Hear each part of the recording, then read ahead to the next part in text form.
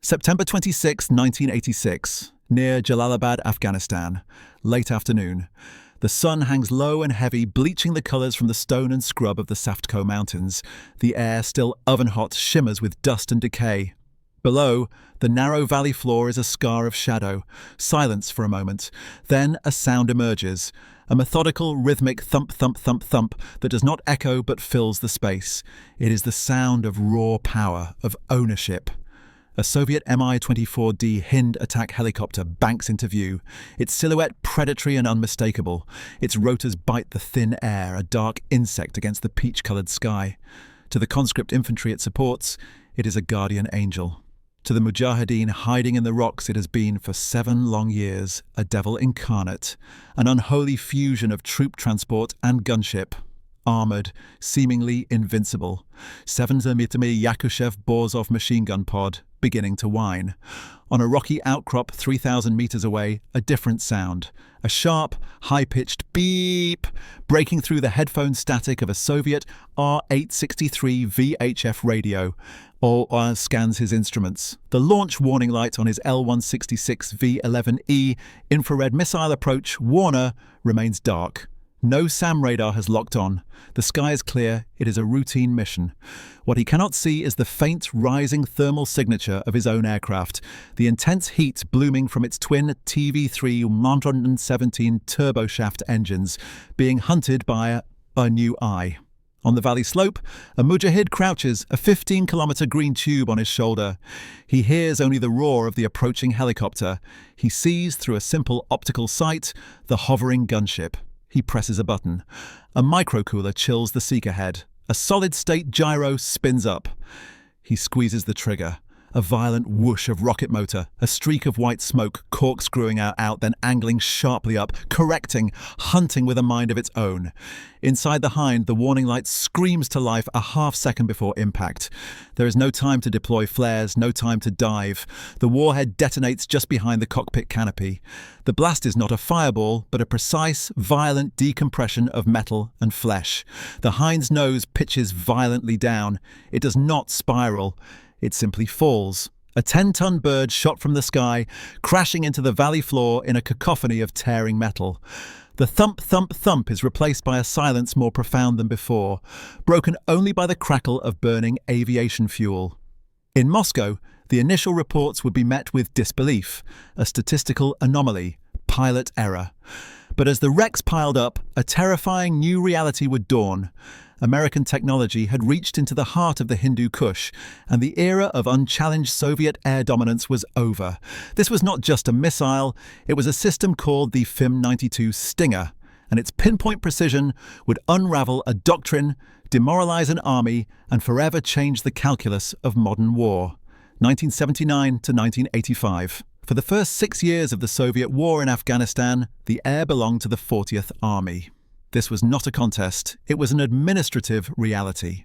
The Democratic Republic of Afghanistan's DRA Air Force was a shattered, unreliable instrument. The Mujahideen possessed no aircraft, no radar-guided anti-aircraft guns, no integrated air defense network. The Soviet Union entered the conflict with one of the world's most formidable aerial arsenals, designed to dominate the skies over the plains of Central Europe against NATO. In the mountains of Afghanistan, it faced no peer adversary. This lack of a conventional threat bred a specific, and ultimately vulnerable, doctrine. The workhorse of this aerial dominance was the Mi-8 HIP transport helicopter and, more significantly, its derivative, the Mi-24 Hind attack helicopter. The Hind was a Soviet masterpiece of brute force application. It was not a nimble scout, it was a flying armoured vehicle, a Bronirovanny Letayushchi tank. An armoured flying tank, 7mm hits. Its cockpit was bathed in thick armoured glass. 7mm 4-barrel Gatling gun in its nose, 57mm rocket pods, and later swatter or spiral anti-tank guided missiles. Its very appearance was psychological warfare. The Mujahideen called it Shaitani Arba, Satan's chariot. Its tactical application was methodical and devastating. The Hind did not merely provide close air support, it was the close air support. In the absence of a front line, Soviet motorized rifle columns were perpetually vulnerable in the high passes. A flight of 4 Hinds would lead scouting and suppressing. Behind them, a flight of 5 Mi-8s would carry the descent, the air assault troops, to seize the high ground ahead of the column. The Hinds would then circle, their rockets and guns turning suspected ambush sites into fields of shattered rock and dust. For the ground troops, the sound of approaching rotors was the sound of salvation. For the Mujahideen, it was the signal to break contact and vanish, or to die. Fixed-wing aircraft played a complementary, strategic role.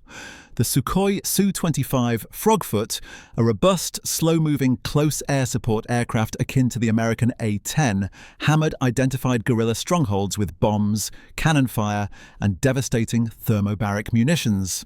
Heavier bombers like the Tupolev Tu-16 and Tu-22M, operating from bases inside the Soviet Union, conducted high-altitude carpet bombing of entire valley systems in Panjshir and Kunar, a tactic of punitive, territorial denial. But the Mujahideen were not without defences. Their arsenal was a global patchwork of obsolescence, acquired through the covert networks orchestrated by Pakistan's Inter-Services Intelligence (ISI) and the American CIA. They had the Soviet-made SA-7 Grail, a first-generation man-portable infrared missile from the 1960s. It was tail-chase only, sensitive to countermeasures like flares, and easily defeated by a pilot maneuvering his helicopter into the sun. They had the Chinese-made HN-5, a copy of the Grail with the same limitations. 5mm ZPU-4 were their most reliable tools. Mounted on pickups or entrenched in mountain passes, they could create a lethal ceiling of around 3,000 meters. A skilled crew could down a helicopter, but it required perfect ambush discipline and a dose of luck. The Soviet response was simple. Operate above 4,000 meters, where small arms and most machine gun fire was ineffective, and use the Heinz standoff rockets. This created an invisible, deadly ceiling across Afghanistan. Below it, the Mujahideen moved and fought. Above it, the Soviets observed and killed. The psychological impact was profound. The Soviet pilot felt a godlike invulnerability. The Mujahideen fighter lived under a perpetual humming threat he could not reach. The war from the air appeared manageable. The sky was a Soviet shield, but that shield was static, its technology frozen in a 1970s paradigm.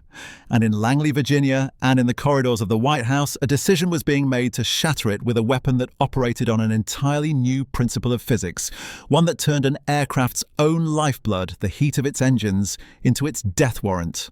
The Soviet invasion of Afghanistan in December 1979 was met not with direct confrontation, but with the immediate and calculated covert response from the United States. This strategy was formalized as Operation Cyclone, the CIA's largest and longest covert action program, destined to funnel billions of dollars in arms and aid to the Mujahideen via Pakistan's ISI. Initially, the aid was deliberately deniable and low-tech, Warsaw-packed weapons captured from other conflicts, medical supplies, radios, adjectives, and cash. The goal was to bleed the Soviets, not to defeat them decisively. This changed with the presidency of Ronald Reagan. Under his doctrine of rolling back communism, the conflict was reframed as a moral crusade. Funding skyrocketed from tens of millions to over $600 million per year by the mid-1980s. But money alone could not lower the deadly ceiling of Soviet air power.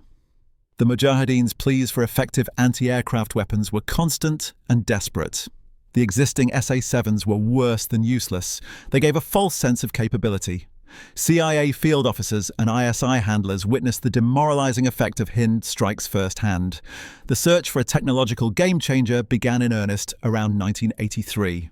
The requirements were stark. It had to be man-portable, simple enough for a semi-literate guerrilla to operate with minimal training, and lethal enough to kill a Hind from any angle, not just a vulnerable tail chase. 2 American systems fit the profile, the British-designed blowpipe and the American FM-92 Stinger. The blowpipe was a command-guided missile. The operator had to literally fly it into the target using a thumb joystick after launch. It was complex, vulnerable to operator error, and had a poor combat record in the Falklands. The Stinger, however, was a revelation. S-service in 1981, it was a fire-and-forget weapon. Its seeker head was tuned to the specific infrared signature of aircraft engine exhaust. Once locked and fired, its internal computer and gyroscopes would guide it to the target, leaving the gunner free to immediately retreat. It was also equipped with an IFF, identification friend or foe, interrogator, to prevent accidental strikes on friendly aircraft, a feature that would be disabled for Mujahideen use. The decision to send the Stinger was not taken lightly. It was a generation ahead of anything in the Soviet inventory. Its proliferation risk was enormous. Government, the CIA Directorate of Operations and the Reagan White House, led by figures like CIA Director William Casey, pushed aggressively for its deployment. They argued it was the only weapon that could shift the strategic balance.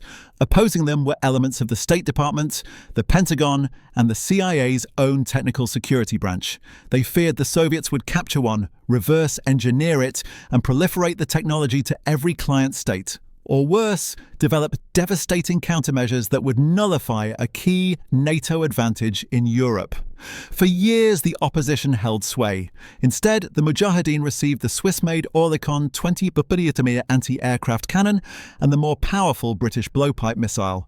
The Oerlikon was effective but heavy, immobile, and itself vulnerable to airstrike. The blowpipe proved to be a failure in Afghan conditions. The pressure built.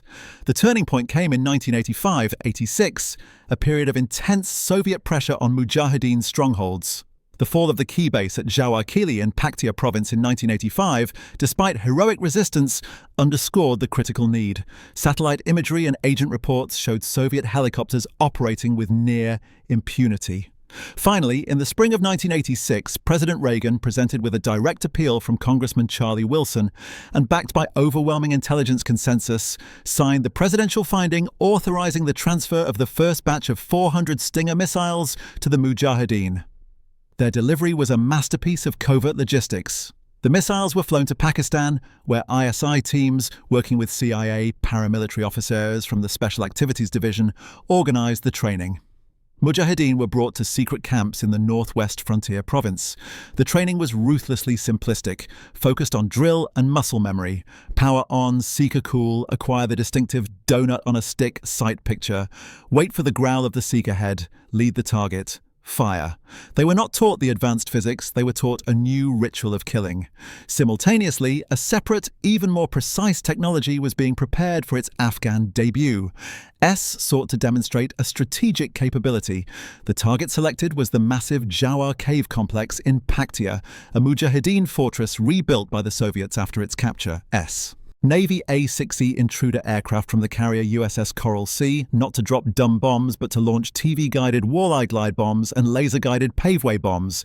This was not about supporting the Mujahideen directly, it was a signal to Moscow, a showcase of a different kind of precision that could, in theory, surgically remove command bunkers, bridges, or air defense sites anywhere on the battlefield.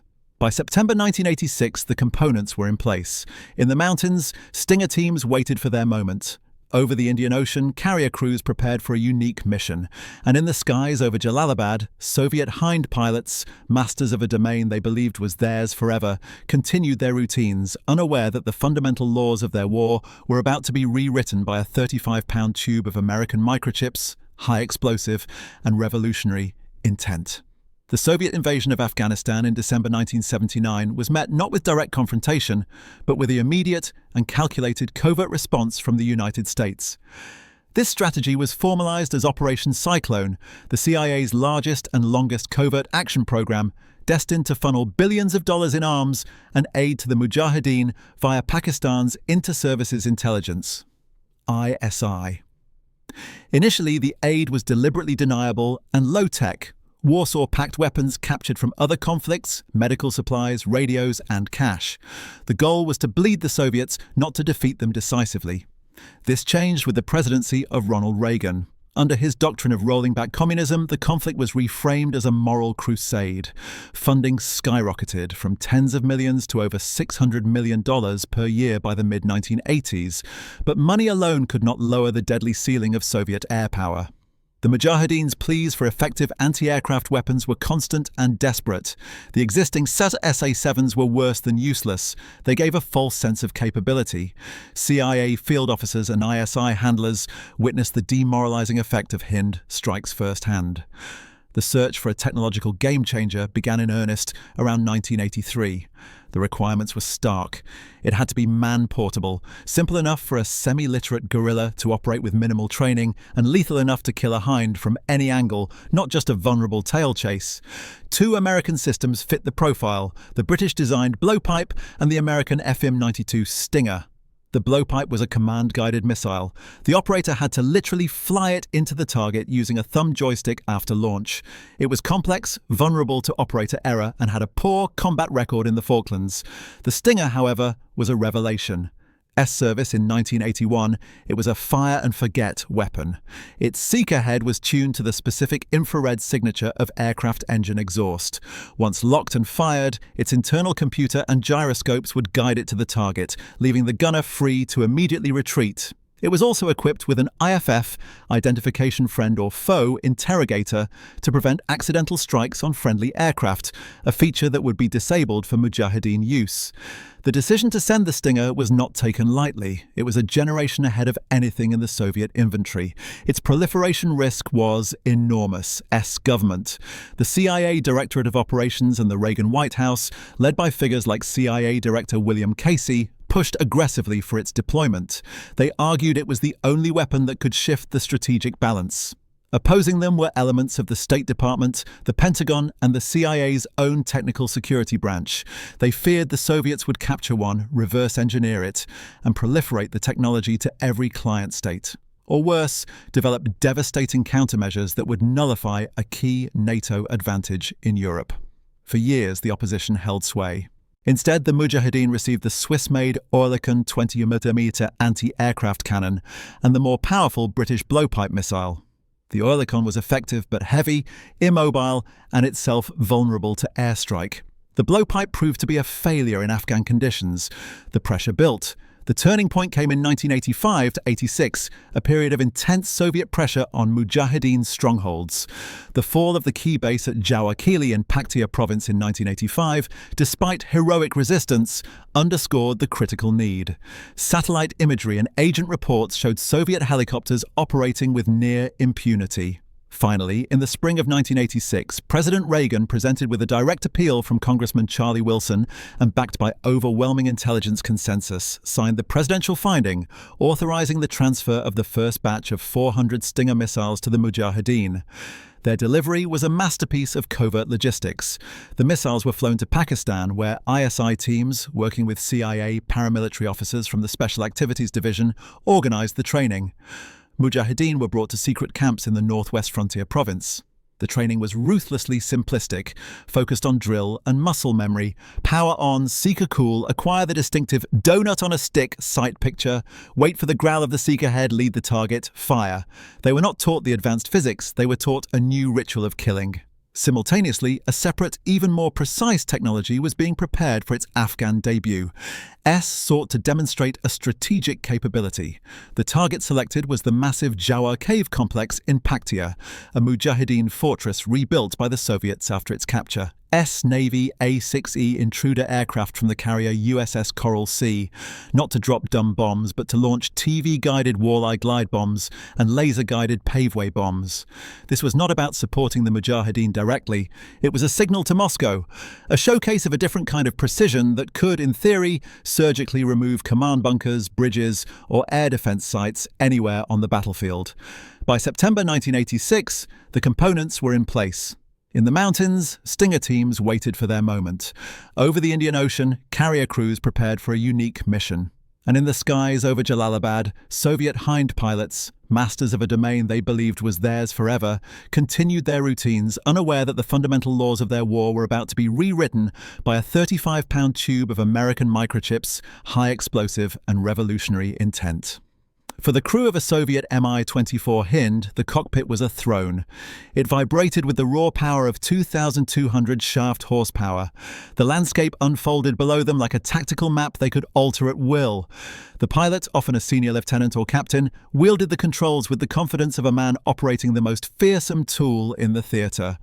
The gunner weapons officer to his right managed the death-dealing systems, his eyes scanning through the chin-mounted KPS-53 AV sight, selecting targets with a calm, surgical detachment. For 6 years, their vulnerability was calculated, manageable. Small arms fire peppered the airframe with impotent tings. The occasional DSHK tracer stream was something to note, to evade, to then obliterate with a ripple of S-5 rockets. The SA-7 was a joke, a slow, smoky dart they could outmaneuver or decoy with a simple flare pattern. Their psychology was built on a foundation of mechanical superiority and tactical procedure. They owned the vertical dimension.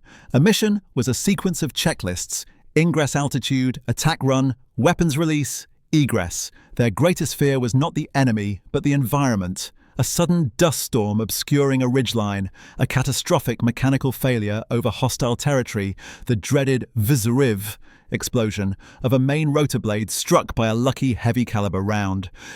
The enemy was beneath them, literally and figuratively. The first Stinger kills did not shatter this worldview immediately. They confused it.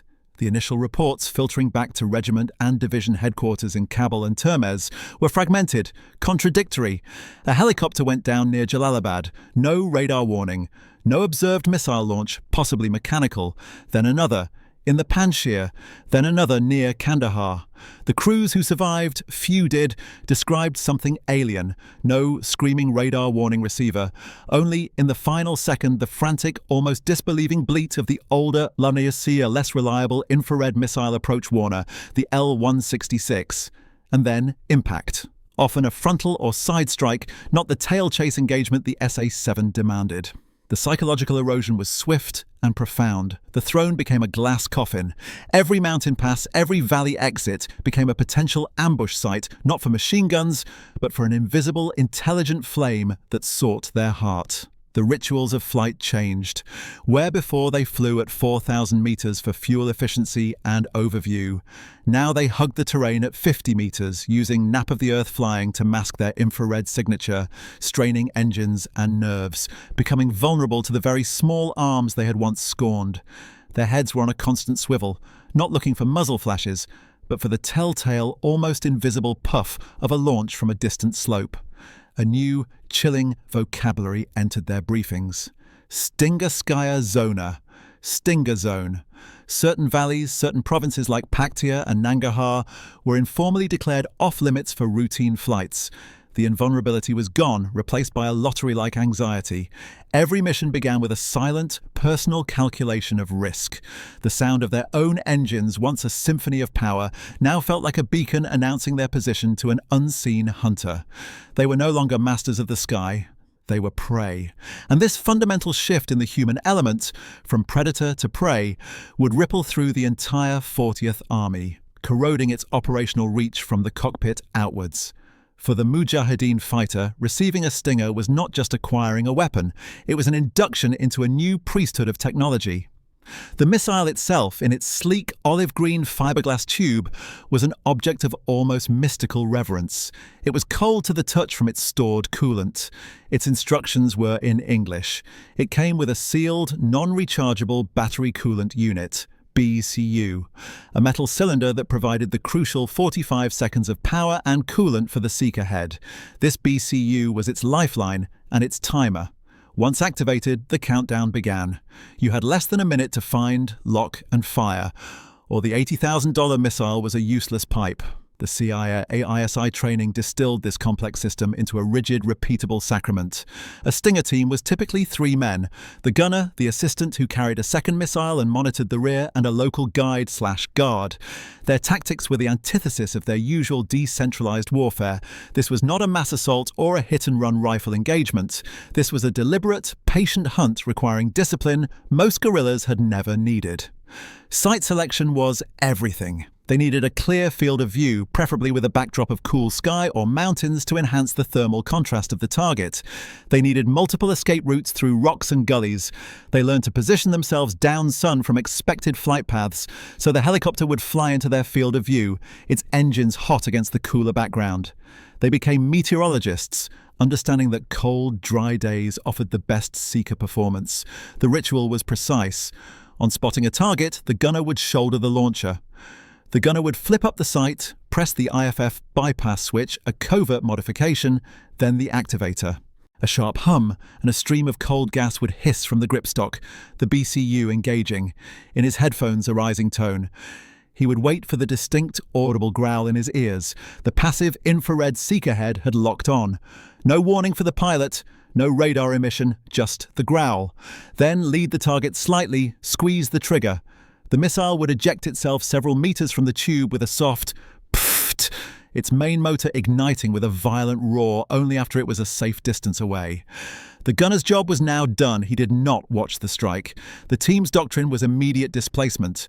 They would drop the expended tube, grab the spare, and vanish into the terrain within 30 seconds before helicopter escorts or Spetsnaz reaction forces could pinpoint their location. The psychological impact on them was the mirror opposite of the Soviet crews. Where there was helplessness, now there was agency. Where there was fear, now there was a fierce, focused confidence. A single successful team could shut down Soviet aviation across an entire district for weeks. The Stinger was more than a missile.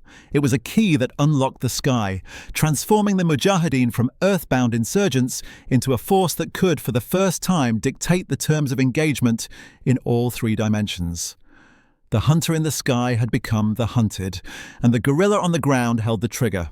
To understand the shock, one must dissect the technological leap. The Stinger was not merely an improved SA-7.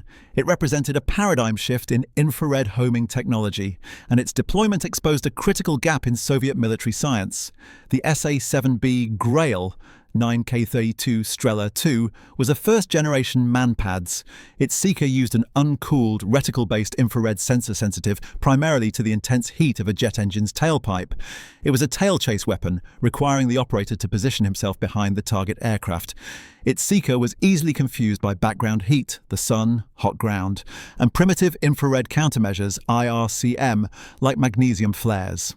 A pilot feeling the missile's launch plume or seeing its smoke trail could execute a hard turn into the sun or deploy flares, and the Grail would likely lose lock. Its warhead was small, designed for fragile jet aircraft, and often failed to destroy the heavily armoured Hind. The FIM-92A Stinger, introduced in 1981, was a third-generation system. Its revolution was in its anthropic rosette scan seeker, ROSE. This was a cooled seeker head, chilled by argon gas from the BCU to near cryogenic temperatures. This made it exquisitely sensitive, able to detect not just the blatant infrared signature of a tailpipe, but the broader, lower temperature plume of hot engine metal and exhaust gases emanating from the entire rear hemisphere of an aircraft. It could engage a target head-on, from the side, or at any aspect angle. This was the first critical shock. Soviet pilots were trained to face a threat presenting a smaller, cooler frontal aspect. Against the Stinger, this was irrelevant. Second, its guidance was proportional navigation. The onboard microprocessor didn't just point the missile at the target, it calculated an intercept course leading the aircraft. This made it far more accurate against maneuvering targets. The fire and forget capability stemmed from this digital brain. Once locked, the missile operated independently. Third, it possessed an IFF interrogator, disabled for Mujahideen use, and crucially, a selectable rosette SRO countermeasures system. The Stinger's seeker was programmed with a library of infrared signatures and could be set to reject certain types of decoy flares, focusing on the more complex spectral signature of a true jet or turbine engine. The Soviet countermeasure suite on the Mi-24D in 1986 was utterly outmatched. Its primary defense was the L-166V11E IR missile approach Warner, an optical sensor that detected the launch flash of a missile motor. It gave at best a 2-3 second warning. Against the Stinger's delayed motor ignition, soft launch, this warning often came after the main motor had ignited, leaving no time to react. Its active countermeasures were ASO-2V flare dispensers, carrying 32 phosphorus or magnesium flares. These were designed to decoy the crude seeker of an SA-7. Against the Stinger's discriminating rose seeker, a standard flare pattern was often useless. The flares burned at a different temperature and spectral wavelength than the Heinz massive TE-3-1117 engines. The technological mismatch was absolute. The Soviets were fighting a 1980s digital weapon with 1970s analog defenses. The immediate, panicked response from Moscow's research institutes, the GRU and Capo design bureaus, was a frantic scramble. They would eventually develop more effective directional flare dispensers like the UV-26, hotter burning decoys, and improved laser warning receivers. But in 1986-87, in the skies of Afghanistan, there was no quick fix. The shield had not just been pierced, it had been rendered technically obsolete. In the Kremlin and the Soviet Ministry of Defense, the initial reports of helicopter losses in late 1986 were processed through a lens of ideological and institutional bias. The concept that a ragtag band of Dushmen bandits, largely illiterate and technologically backward, could be deploying a weapon more advanced than anything in the Warsaw Pact arsenal was, initially, unthinkable. The first reactions were denial and dismissal. The VVS, Soviet Air Force, and Army aviation command structures were deeply invested in the narrative of their own technical superiority. To admit the truth was to admit a catastrophic failure of intelligence, GRU, technology, the defense industrial complex, and military planning, the general staff. But as the wreckage piled up, with CIA satellites, imagery, and Mujahideen claims providing a clearer picture than internal Soviet reports, denial curdled into panic. The Politburo demanded answers. The KGB and GRU residenturas worldwide were tasked with a single, urgent priority: obtain a Stinger missile intact, if possible. They pressed their agents in NATO countries. They offered bounties to Mujahideen commanders through DRA channels. The fear was multifaceted. First, the immediate tactical crisis in Afghanistan. Second, and more terrifying, the strategic implication.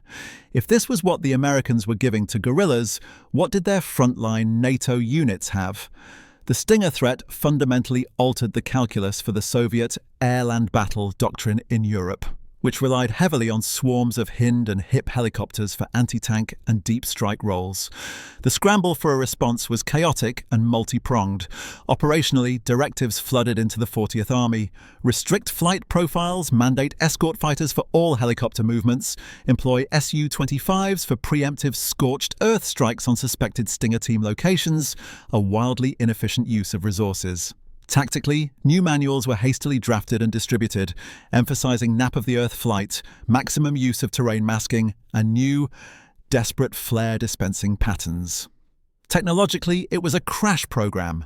Design bureaus like Kamov and Mill were ordered to accelerate work on next-generation helicopters with reduced infrared signatures, like the Kamov Ki-50 and the Mill Mi-28. Existing helicopters were rushed through modification programs to fit improved countermeasure suites. The VVS fast-tracked the development and fielding of the Su-25T, a frogfoot variant with enhanced survivability, and the Shkval, optical MASH electronic countermeasures system. Politically, the Stinger became a central grievance in diplomatic channels. The propaganda machine churned out stories about American mercenaries operating the missiles. But behind the bluster was a profound and sobering realization. The war in Afghanistan was no longer a controllable colonial-style policing action. It had become a full-spectrum proxy war where the United States was willing to deploy its most sensitive technology to inflict maximum pain. The introduction of the Stinger marked the moment the Kremlin's leadership truly began to internalize the unsustainability of the conflict. It wasn't the cause of their decision to withdraw, but it was the undeniable catalyst that stripped away any lingering illusions of a military solution, exposing the hollow core of their supposed technological supremacy to the cold, hard light of a new kind of battlefield precision. This technological and strategic shock on the ground and in the halls of power set the stage for the war's violent climax. A period where the new American systems would be tested to their limits, and the Soviet military would face its moment of decisive, undeniable defeat in the skies. The late summer and autumn of 1986 marked the operational debut of the Stinger in Afghanistan. The first confirmed kills, like the Hind near Jalalabad on September 26th, were treated in Moscow as anomalies. But by November, the anomaly had become a trend. By December, it was a crisis. The statistics tell the story of a force encountering a weapon for which it had no answer. In 1985, the year before the Stinger's arrival, the Soviet 40th Army lost approximately 21 helicopters to all causes, including mechanical failure and accidents. In 1986, that number jumped to over 30. But the critical metric is not the annual total, it is the monthly rate after September. From October 1986 through the spring of 1987, the loss rate tripled. In the first full year of Stinger deployment, 1987, credible estimates suggest the Mujahideen fired approximately 340 missiles, achieving around 90 confirmed hits, destroying or crippling an average of one Soviet aircraft every 4 days.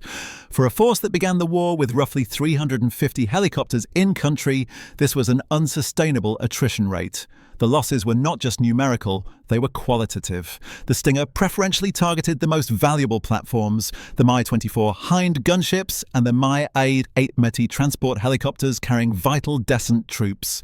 A single missile strike did more than destroy an aircraft worth millions of rubles. It killed the most experienced, hard-to-replace crews, pilots with thousands of hours in Afghan conditions. It stranded or doomed the elite air assault infantry, desantniki, they carried. The psychological multiplier effect was immense. Every lost Hind broadcast a message of vulnerability to every motorized rifle battalion that depended on it. The Soviet response, dictated from a panicked high command, was a series of drastic, morale-crippling restrictions that effectively dismantled their own air mobility doctrine. A classified directive, later known to pilots as the Stinger Order, imposed draconian new rules. 1. Altitude ceiling inversion. Previously, helicopters stayed above 4,000 meters to avoid small arms. Now they were ordered to fly below 100 meters, 300 feet, to hide their infrared signature in ground clutter, a tactic that burned fuel at a prodigious rate, limited situational awareness, and made them vulnerable to the very heavy machine guns they had once soared above. 2. Mission restrictions. Night flights, once a relative sanctuary, were severely curtailed due to the Stinger's all-weather capability. The promise of a quick helicopter ride out for the wounded, a key morale factor, vanished. 3. Escort and suppression mandate. No helicopter movement was permitted without fixed-wing fighter or fast jet cover. Su-25 Frogfoots or MiG-21-23 jets were now tasked with flying hazardous low-altitude suppression runs ahead of helicopter formations, dropping bombs and firing rockets on any terrain that could conceal a Stinger team. This was a grossly inefficient use of high-performance aircraft, straining resources and increasing the risk of fixed-wing losses to ground fire. 4. The de facto no-fly zone. Entire regions, particularly along the Pakistani border in Paktia, Nangarhar, and around Kandahar, were unofficially placed off-limits for routine aerial resupply or support. Soviet garrisons in these areas found themselves isolated, forced to rely on vulnerable ground convoys along mined roads. The impact was immediate and tangible. Soviet offensive operations, which relied on the helicopter-borne descent, to seize high ground, ground to a halt. The initiative passed to the Mujahideen, who could now move in large groups with relative impunity in certain areas. For the Soviet soldier on a remote hilltop outpost, the familiar, comforting throb of rotor blades was replaced by an eerie, vulnerable silence. The sky, once a symbol of Soviet power, was now a contested, dangerous space. The air cavalry had been effectively grounded by a weapon that cost less than the fuel in a single Hind's tanks. The doctrine of vertical envelopment and overwhelming aerial fire support, the cornerstone of Soviet tactics in Afghanistan, was, for all intents and purposes, dead. S-Operation in the spring of 1987 was designed to deliver a different kind of shock, a demonstration of surgical, strategic-level precision. The target was the Jawa Cave Complex in Paktia province, a massive Mujahideen base and logistical hub that had been captured and rebuilt by Soviet and DRA forces in 1985-86. It was now a fortified command center, arms depot, and barracks. The Mujahideen, under Commander Jalaluddin Haqqani, were determined to retake it. Military saw an opportunity. Providing close air support to the Mujahideen was politically impossible, but demonstrating the capability to destroy a high-value, hardened target with pinpoint accuracy was a message with global recipients. Navy aircraft in international airspace to strike inside Afghanistan. Navy A-6E, intruder attack aircraft from the carrier USS Coral Sea operating over the Indian Ocean, entered Pakistani airspace with that government's secret assent. Their ordnance was not conventional dumb bombs. One intruder carried two AGM-12E bullpup radio-guided missiles and a GBU-10 Paveway 2 2,000-pound laser-guided bomb. The other carried a GBU-10 and a 2,000-pound TV-guided AGM-62 Walleye-to-glide bomb, a weapon whose camera in its nose transmitted an image to the aircraft, allowing the weapons officer to literally steer it onto a target by keeping a crosshair aligned. The plan was complex and fraught with risk. On the ground, a CIA paramilitary officer with the Mujahideen, equipped with a portable laser designator, was to paint the target for the laser-guided bombs. For the TV-guided Walleye, the intruder's bombardier/navigator would acquire the target through the weapon's own video downlink, lock the crosshairs, and release. The weapon would then guide itself. The execution did not go perfectly. The CIA officer on the ground encountered difficulties with the laser designator. Communications were problematic, but the technological capability on display was what mattered. One of the Walleye bombs was successfully guided. It flew into the mouth of a major cave at Jawar, its warhead detonating deep inside the complex with devastating effect. The laser-guided bombs, though their employment was less precise due to the ground issues, still struck within meters of their intended aim points, a level of accuracy unimaginable for Soviet pilots dropping iron bombs in a dive. For the Soviet High Command monitoring the battle through signals intelligence and satellite imagery, the implications of this single raid were profound and chilling in a way different from the Stinger. The Stinger was a defensive, tactical weapon that bled their aviation. The Jawa strike showcased an offensive, strategic precision capability. They understood the message. 1S could project air power from international waters or friendly airspace to strike with impunity anywhere in Afghanistan. Their own extensive ground-based air defense network, designed to hit high-flying bombers, was useless against this kind of low-altitude, precision strike. 2. Surgical decapitation. If the Americans could put a bomb into a cave mouth at Jawar, they could, in theory, put one through the window of the Soviet embassy in Kabul, the command bunker at the 40th Army headquarters, or the cockpit of a general's aircraft on the tarmac. Leadership itself was no longer safe from aerial targeting. 3. The technology gap. This was not a weapon given to guerrillas. This was a proprietary, complex system requiring sophisticated platforms, training, and coordination. It represented a tier of military technology that the USSR simply did not possess. Their concept of air power was one of mass and saturation. The American model, as demonstrated, was one of single-shot, guaranteed kill probability. The psychological impact in the Kremlin was complementary to the Stinger panic. One weapon was democratizing air defense, making every guerrilla a potential air defender. The other was demonstrating a monopoly on air offense of a terrifyingly precise kind. Together, they framed an inescapable conclusion. The United States was not just supporting the Mujahideen. It was using Afghanistan as a laboratory to prototype and demonstrate a new American way of war, one that leveraged microelectronics and digital guidance to achieve effects that Soviet mass and metal could not match. The climax of the technological war in Afghanistan was not a single battle, but this dual revelation across the entirety of 1986-87. The Stinger broke the back of Soviet tactical aviation. The precision airstrike at Jawar shattered the illusion of strategic sanctuary. The combination created a perfect storm of military impotence. The Soviet military could no longer protect its own assets in the air, and it could not defend its high-value fixed assets on the ground from a new form of aerial threat. The correlation of forces had irreversibly shifted, not through mass, but through microchip-driven precision. The path from this moment led inexorably to the negotiating table in Geneva, and ultimately to the humiliating retreat across the Friendship Bridge at Termez. The aftermath of the Stinger's introduction and the demonstration of precision air power was not a sudden collapse but a systemic, quantifiable erosion of Soviet military effectiveness in Afghanistan. The air shield was irrevocably broken, and the consequences radiated through every facet of the 40th Army's operations. The statistical toll, the numbers are stark. According to declassified CIA assessments and Soviet veterans' accounts, in the 2 years following the Stinger's deployment, 1987-1988, the Mujahideen launched approximately 550 to 600 missiles, achieving roughly 250 to 270 hits, destroying or crippling well over 120 aircraft. The loss rate for helicopters, the vital lifeblood of the Soviet war machine, soared to approximately 1 per 2,000 flight hours in contested areas, a rate considered catastrophic by any Air Force's standards. S-loss rate in Vietnam, at the height of anti-aircraft defenses, was about 1 per 18,000 hours. The cost-exchange ratio was absurd. A $80,000 Stinger missile was routinely destroying a $10 to $20 million Mi-24 Hind and its irreplaceable crew. The tactical paralysis, the draconian flight restrictions imposed in late 1986, never fully lifted. The helicopter's role shifted from aggressive, maneuver-based support to a cautious, almost symbolic presence.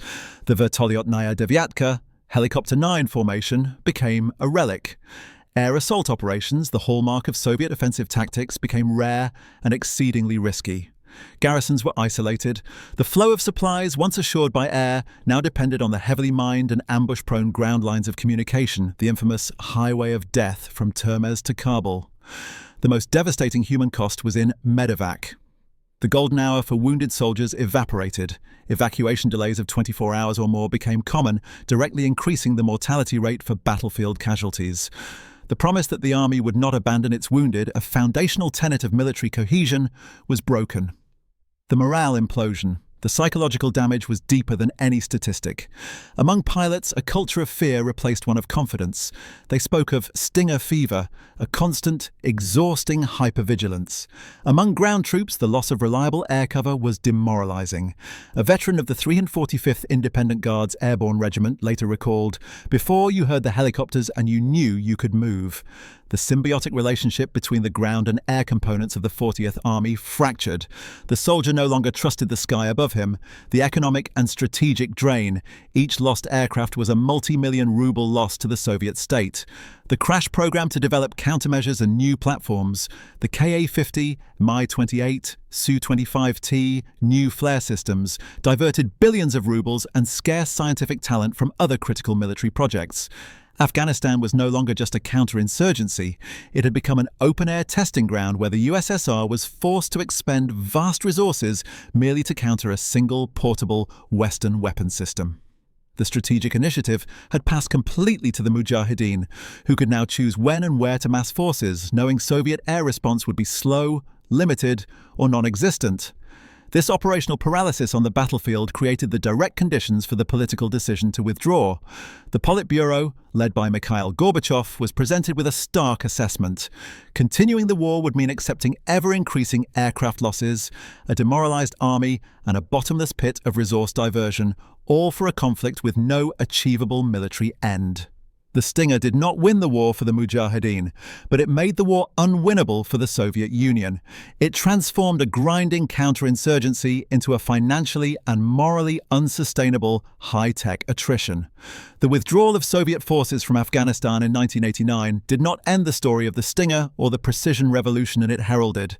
The consequences rippled outward, creating waves of unintended blowback and permanently altering the global landscape of warfare. The Stinger missing crisis. Even before the last Soviet tank left, a major panic erupted in Washington and Langley. An estimated 900 to 1,200 Stinger missiles had been sent to the Mujahideen. The CIA had initiated a covert buyback program, offering millions in cash for the return of unused missiles and their BCUs. While hundreds were recovered, the program was only partially successful. An unknown number, perhaps 200 to 300, remained unaccounted for, circulating in the global arms bazaar. They surfaced in Iran, Qatar, and among militant groups like the Islamic Army of Aden in Yemen, where one was used to damage an Israeli-chartered aircraft in 1992. The nightmare of proliferation had become a reality, though the weapon's limited shelf life, the non-rechargeable BCUs expired after a few years, eventually mitigated the long-term threat. Nevertheless, the episode cast a long shadow over future decisions to transfer high-tech weaponry to non-state actors. The Soviet technological reckoning, the shock of Afghanistan, forced a fundamental, if belated, reassessment within the Soviet and later Russian military-industrial complex. The conflict had been a brutal live-fire test that exposed critical vulnerabilities. The results were next-generation systems designed explicitly to survive in a Stinger-saturated environment. The Kamov Ka-50 Black Shark and Mi-28 Havoc attack helicopters, designs accelerated by the war, featured armored cockpits, redundant systems, and integrated countermeasure suites far superior to the Hinds. The Su-25TM, Su-39, Frogfoot variant incorporated the Shkval optronic countermeasures pod and the ability to launch anti-radiation missiles. Perhaps most significantly, the widespread use of ultraviolet (UV) missile approach warners became standard, as these sensors could detect the UV signature of a Stinger's rocket motor plume more reliably than the old IR sensors. The USSR lost the battle in Afghanistan, but the lessons learned directly shaped the survivability of its post-Cold War aircraft. The birth of the modern man-pads threat, the Stinger's success in Afghanistan legitimized the man-portable air defense system, man-pads, as a decisive strategic weapon in asymmetric warfare. It proved that a single infantryman could dictate terms to a superpower's air force, paralyzing operations and altering campaign outcomes. This lesson was studied intently by militaries and non-state actors worldwide. It led directly to the global proliferation of newer, more advanced systems like the Russian Igla SA-18 Grouse and its successors, which incorporated similar all-aspect cooled seeker technology. The threat profile for military and civilian aviation was forever changed. The concept of low-altitude sanctuary was erased. Today, the spectre of man-pads shapes everything from presidential flight operations to airline takeoff procedures in conflict zones. The dawn of the precision warfare era. While the Stinger was a defensive precision weapon, the smart bomb strike at Jawa was a harbinger of a revolution in offensive warfare. S demonstration was a proof of concept for the technologies that would define American military dominance in the coming decades. GPS-guided Joint Direct Attack Munitions, JDAMs, advanced laser designators, and network-centric warfare. For the Soviet and later Russian military, the lesson was one of dangerous inferiority. S demonstrated. The psychological impact of seeing a single bomb achieve what required a squadron of their own aircraft to attempt was profound. It framed the entire post-Cold War period as one of technological catch-up. The unlearned lesson and the return to the Hindu Kush. In a final, cruel twist of historical irony, the legacy of these weapons would return to haunt their creators.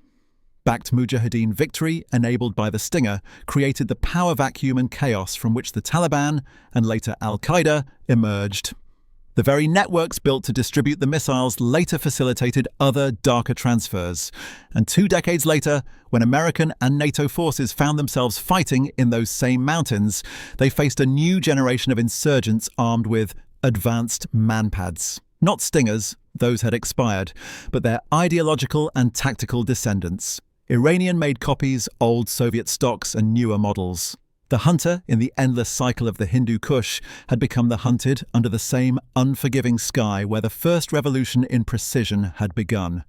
The weapon had achieved its tactical objective with devastating effect, but the strategic victory it promised remained elusive, lost in the complex aftermath it helped to create.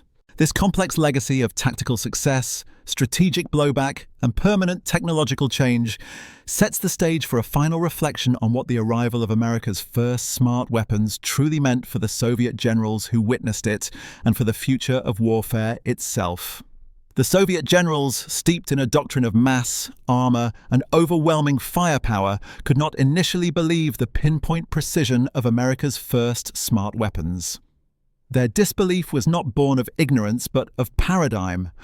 They had mastered the calculus of industrial war, tonnage of bombs, numbers of sorties, thickness of our armor. The Stinger and the laser-guided bomb introduced a new arithmetic, one where a single shot, guided by microprocessors and the laws of physics, could invalidate tons of steel and decades of tactical planning. The true impact of these weapons in Afghanistan was not merely the downing of aircraft or the destruction of a cave complex. It was ontological. They changed what a weapon meant. For the Soviet soldier, a weapon was a tool of suppression and area denial. For the American technologists who built them, these were tools of individual guaranteed effect. The Stinger democratized air defense, transforming a guerrilla from a target into a systems operator. The smart bomb centralized offensive power, allowing a single platform to achieve the destructive outcome of an entire squadron. This shift from mass to precision, from saturation to selection, represented the passing of the martial torch from one superpower to the other in the most visceral way possible. For the USSR, the war in Afghanistan ended not with a decisive battle, but with a creeping realization of obsolescence. The sky, the domain they had owned, had been taken from them not by a peer air force, but by a handheld cylinder and a bomb that could see. The withdrawal from Afghanistan was a political decision, but it was compelled by a military reality forged in Silicon Valley and delivered to the Hindu Kush.